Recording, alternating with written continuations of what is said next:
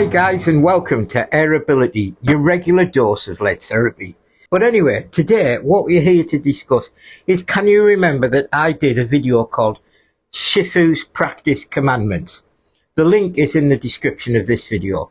And what it talked about was, as well as making a joke about somebody referring to me as a Shifu, a teacher or a master in your chosen profession, it was a serious point in that video, and it talked about how to practice and prepare for competitions. So what I thought I'd do would be, a year later, I would look at those 7 elements and see whether they work for me over the year. In general, I will say I probably had the most successful year any Benchrest UK shooter has had domestically within the UK. I've attended 5 what I would call national events and 1 friendly. Out of those 6 events, I've outright won 4 of them on the aggregate competitions, and I come second on the other 2. And I've also won 7 class golds across those events as well. So I've been a busy lad, and I've done quite well. And I've come out on top of the rankings for this year for Benchrest shooters who are attending national events. So I'm very happy with that. But it still doesn't mean that you're doing everything right. And why don't we delve deeper and have a look at the points that I use, the way that I train, to see if it actually worked and if I can learn anything and make it better next year.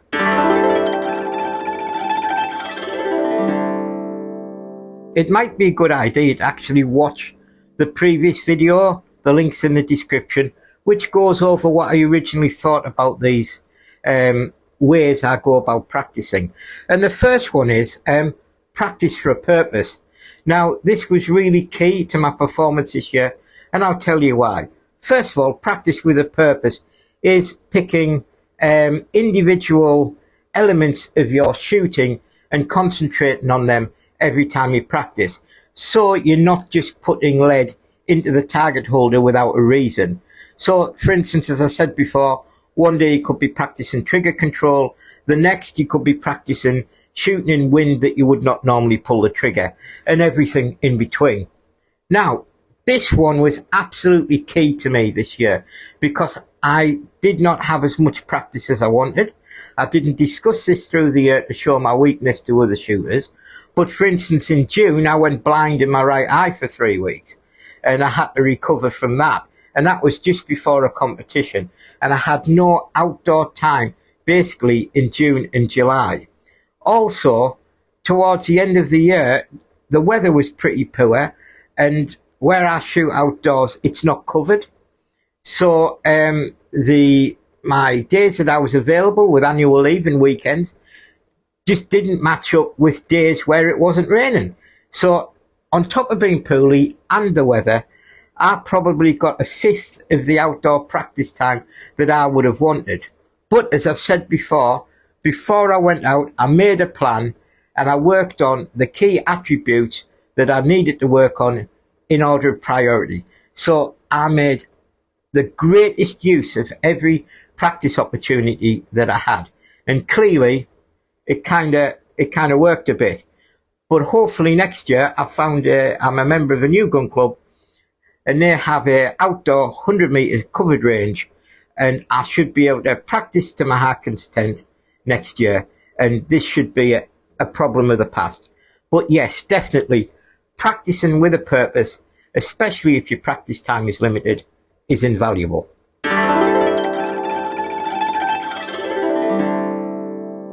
So the second one, practicing as you compete. Well, yeah, it sounds easy, but I'll be honest with you, when you're going out to practice and you've had a week of work and you're tired and you want to practice exactly how you'd compete in a competition, and you have to prepare your ammunition as if you would in a competition, you have to haul all the gear that you would if you're in a competition, and you have to set all the gear up as if you're in a competition. Some days that can be really daunting, and especially if you're a bit tired, it is easy to actually, not do that, or choose not to size your pellets, or choose not to take all your wind flags, or choose something other than what you would do when you're in a competition. And I'll be honest with you, this year, Sometimes it's felt like a mountain to climb, get all my competition gear to the range. But with the limited practice I had, it paid off because I was practicing exactly how I competed. I made sure it was everything down from the clothing that I wear when I compete, all the way through to, you know, the wind flags, the ammunition, the table setup, everything. So when I arrived at a competition, I felt like basically I was just plinking in my shed. And yes, I will continue to do that, but trust me, it really is hard some days, especially when you're tired and distracted with other things in life.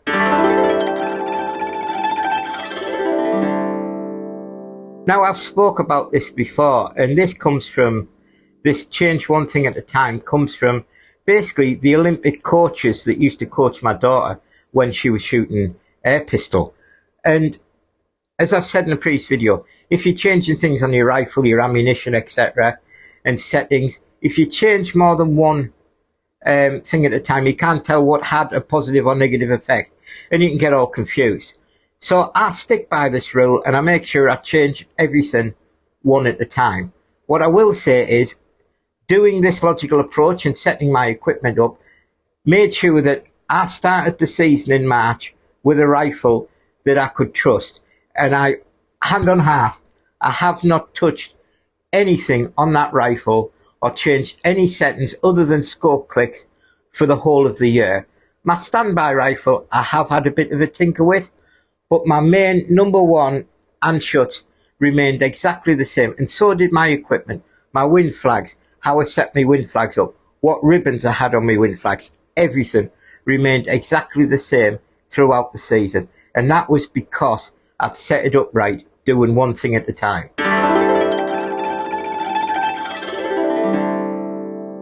This is probably the most boring of the Shifu's commandments, and that is write everything down. And again, this has come from the coaches who coached my daughter. This is about making sure that you have a shooting journal that covers your antics and your competitions and your training. For instance, all the ranges that I shot at this year, I had previously visited and made notes about in my journal. So before I arrived at the venues, I read about what I'd experienced at those venues, what the wind patterns were like, and what I did to overcome any issues. And this especially worked well at the Derby and the Cleveland ranges, which were very similar to last year when I shot at them this year.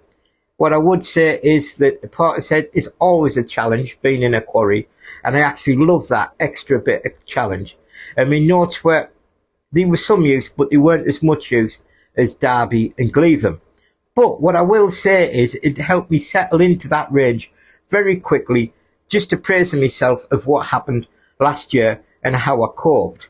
I also added to those notes this year where conditions were slightly different, and so to remind myself what to do if the same things occurred next year. So it is invaluable to actually write everything down when you're at the competition and explain to yourself how you cope with things, because I'll be honest with you, you remember things either worse or better than it actually happened. Your mind puts a spin on things by the end of the year. And when I read things in that journal, there were things I remembered that I would not have remembered if I hadn't have written it down. So keep a shooting journal and write everything down.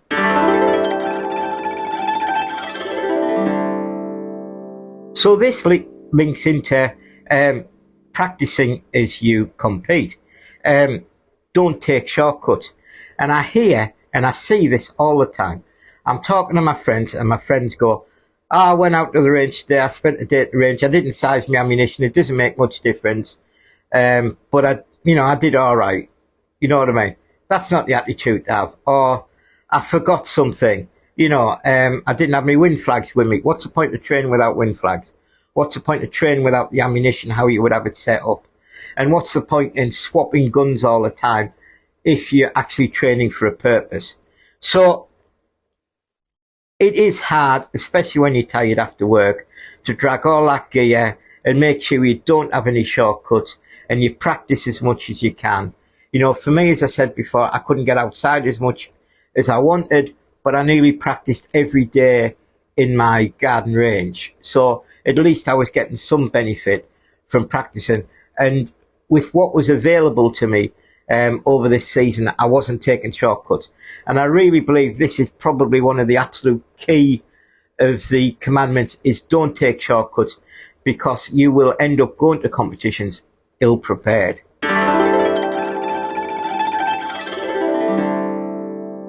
So he's a really key one as well. I spoke before about what happens in training stays in training.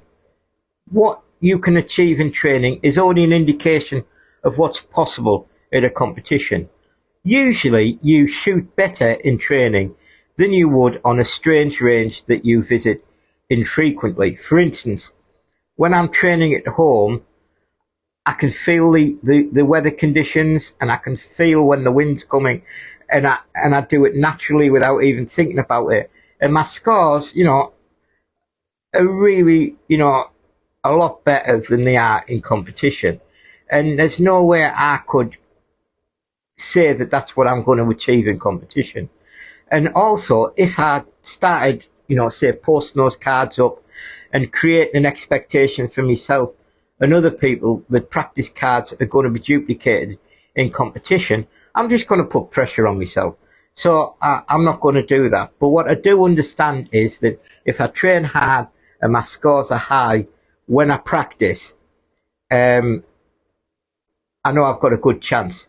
I have seen people turn up to competitions and brag about what they've been doing in training and it not materialise at the competition that day. So you've got to be careful about it and not put pressure on yourself. So, as I said, what goes on in training stays in training. The only thing that really counts is what you deliver on the day if you use all of Shifu's commandments.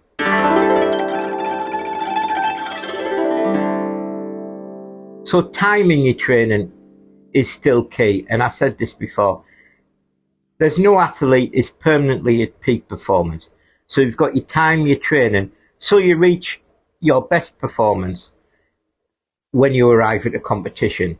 And as I said before, not every athlete can run a sub 10-second 100 meters any random Tuesday afternoon, because they train for it and they train for specific events. Now, I do that, and as well, it links in with the, no shortcuts, practice as you compete. The timing is absolutely key. And if you actually time your run to an event, you can get more out of your training, because you build your training up as you come to an event, and hopefully you will peak. For instance, I'd had nowhere near the outdoor time I wanted this year. I felt I was going into the British Championships in a position of weakness. And so I took a week off work and I dedicated the whole week to finally polishing my training and my practice, hoping that I would attend the event in the best possible condition with the things going on in my life at the time. And that worked. As I keep banging on about, I won the British Championships, but I also won it with a personal best, which was really good for me, and I was over the moon with it. And then the next competition, the next BR UK competition, the one that was partnered with AirAbility itself, I won that as well with another personal best, 2 points on top of the British Championship score. And the British Championship score was 10 points ahead of last year's British Championship score. So it wasn't bad. So I'm just trying to basically make the best of what I've got and time my run so I meet, my personal peak performance when I go to an event. I really hope that me banging on about the Shifu's commandments didn't sound too pompous or self-indulgent or basically up my own backside. What I really wanted to show people is, with a measured approach and sticking to a few fundamental rules, you can bring the best out of yourself for a competition. And this year I've managed to do that, but next year, it might not happen, because it would be disrespectful to think I was going to go into next year's BR UK and rule the roost again. because there are some tremendous shooters there, and there are some shooters working just as hard as me as well. But what I will say is next year when I arrive at the competitions, I will be in the best condition and have the best practice I possibly could, and I will absolutely give it me all. Until next time, guys, you keep living the airgun dream and take care.